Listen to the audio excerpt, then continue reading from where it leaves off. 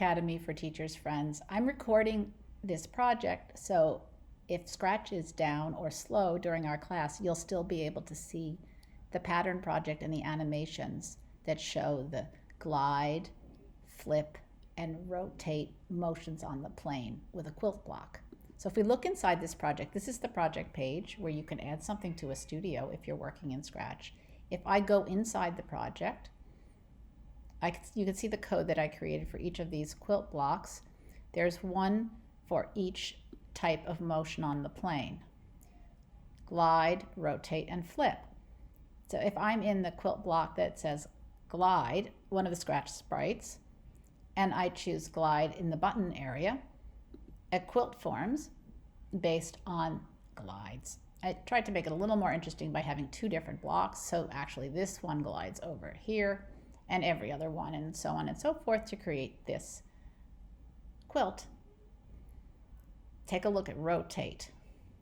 For rotate, I actually wanted each quilt block to be a rotation of the one that precedes it. So in this one, the darker blue star points are going down, and I moved them by taking the whole block and rotating it with the frame and the rotate handles.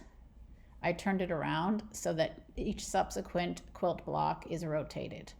And then in the code, if you take a look, I moved from one block to another, from costume 1 to costume 2 to costume 3, and then costume 4.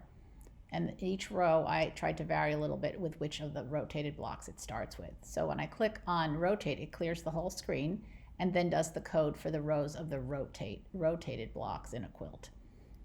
This one, compared to the glide, appeals to me more aesthetically. It was interesting to ask the kids which ones they liked better, and they also preferred the rotate over the glide.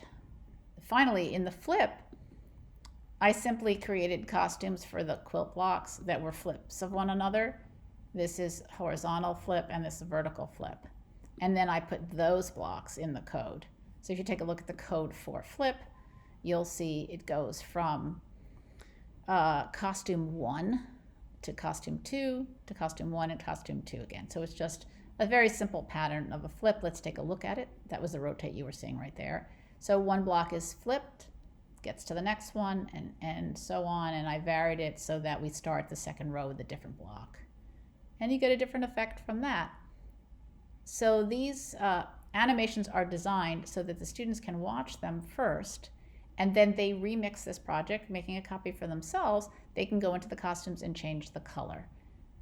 A really interesting thing that happened today in the 2 lessons I taught around these bits of code and blocks is that in the second class, we actually had some more trouble with the internet. Scratch wasn't working well. But the kids started to move to the next stage of thinking about this project, which was that they started to ask me how they could create their own squares that looked different, not just color them in. And they asked me if they could change the code. So I thought that was exciting.